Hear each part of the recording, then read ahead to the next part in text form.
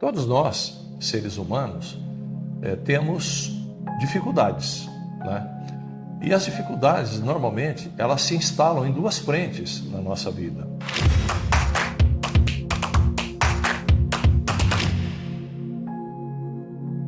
Olá, bem-vindo ao Cantinho do Ari, que é o nosso cantinho, que eu espero que com o tempo ele possa expandir para outras fronteiras, onde muitas pessoas possam compartilhar e participar desse momento em que nos encontramos para trazer reflexões sobre o comportamento, né, social, pessoal, individual de cada pessoa que assiste.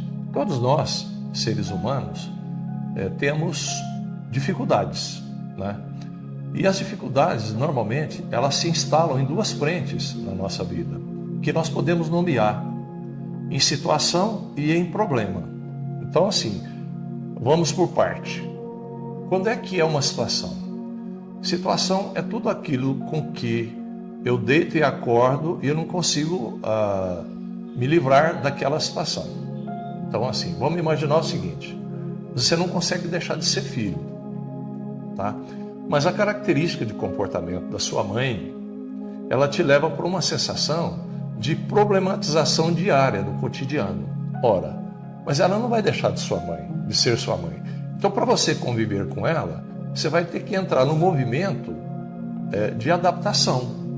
Tá? Quando você entra no movimento de adaptação, você está desproblematizando a sua relação com ela. Quando você não adapta e você entra num processo de rejeição, de revolta, aí o que acontece? Você está criando sobre a situação um novo problema. E esse novo problema ele vai resultar, via de regra, num novo cenário. Esse novo cenário, de alguma maneira, ele vai estruturar o seu tempo de vida. Então, ele vai ter uma tendência de tentar substituir no templo de ser filha ou filho essa nova realidade que você está construindo, que é o processo da reatividade.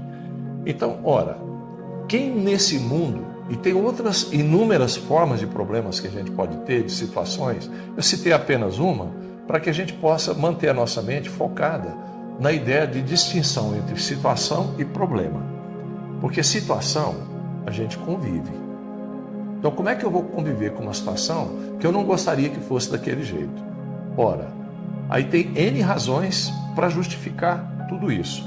Por exemplo, eu não gosto de ser filho do fulano de tal. Eu gostaria, por exemplo, que meu pai não fosse alcoólatra. Eu não gostaria que meu pai não vivesse no mundo das drogas. Ou então gostaria que meu pai fosse uma pessoa diferente. Ora, isso é um movimento em que você está rejeitando uma situação e está problematizando o movimento de relacionamento, porque ele está desse jeito e tem essa tendência. Então, quando eu consigo aceitar que eu tenho um pai que vive dessa forma e quero conviver com ele, trazendo soluções onde eu vou usar as tendências amorosas, afetivas que ele traz na relação comigo e buscar fortalecer para que ele desperte outras perspectivas, porque ele não vai deixar de ser meu pai. Então, isso é uma adaptação a uma situação que você sabe que você não pode modificar, então você precisa de aceitar, e você só aceita na adaptação. Aceitação não significa concordar, mas significa melhorar a capacidade de desenvolver empatia na convivência. Então, quando você olha para a situação e não como problema, você começa a conviver, não é leniente, mas você vai usar a parte boa dessa situação.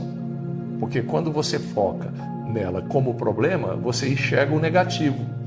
E como ela não deixa de ser situação, você não consegue trazer uma novidade, aí você fica infeliz.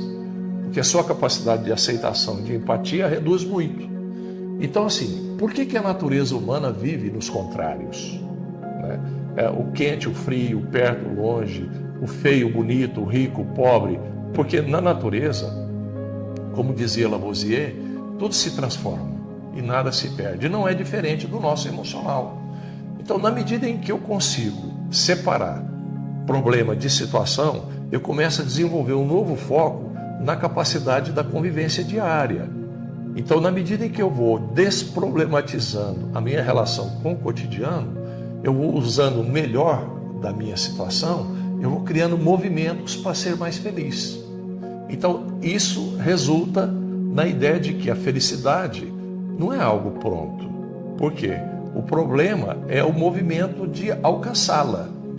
E em cada estágio que você alcança a realização através da solução de problemas, são estágios que vão sucedendo e precedendo a outros estágios.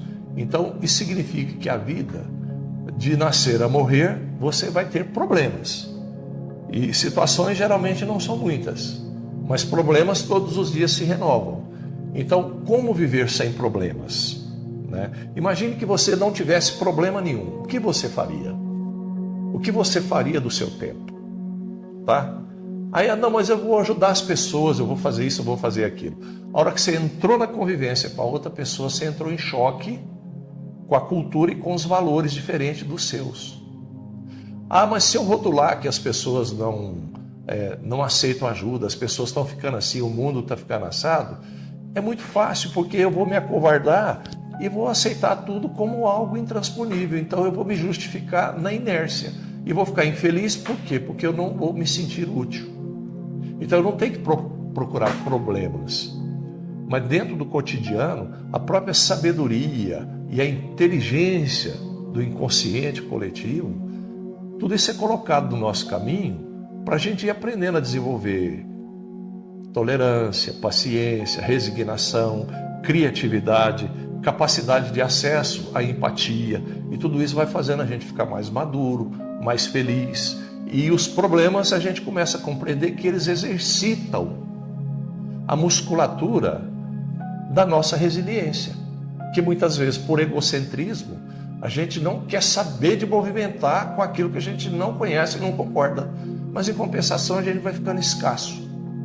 Por quê? Porque a gente não mostra o nosso talento. E cada ser humano tem o seu talento pessoal, E o talento pessoal está assim. O que eu faço daquilo que eu recebi? Aí você vai lá na parábola dos talentos, daquele que recebeu um talento, o que recebeu 2 e o que recebeu 5. Jesus deixou o talento com cada um desses e foi embora. Quando ele voltou, o que recebeu 5 multiplicou por tantos outros. O de 2 também, e o de 1 guardou, porque o Senhor era muito rigoroso e ele, com medo de arriscar aquele talento que foi entregue, ele manteve ele guardado as 7 chaves para quando o mestre voltasse, ele tivesse ele para entregar. E aí, quando o mestre voltou, o de 5 prestou conta, o de 2 prestou conta e o de 1 prestou conta. O de 5, o que Jesus fez? Deixou os 5 e deu outros tantos para ele. E o de 2 idem. E o de 1 ele tomou o talento. Porque o ser humano é um talento. Se você usa o talento, você usa a sua conexão com a criação. E nós somos herdeiros da criação. Toda a natureza do ser é conectável à criação. E isso a gente não pode esquecer. Então, você que está aí nos acompanhando, sinta-se abraçado por mim. E se você gostou do vídeo, compartilhe ele com seus amigos, para que nós possamos expandir na nossa rede desse singelo saber, para que mais pessoas participem disso. Um forte abraço carinhoso, até o próximo.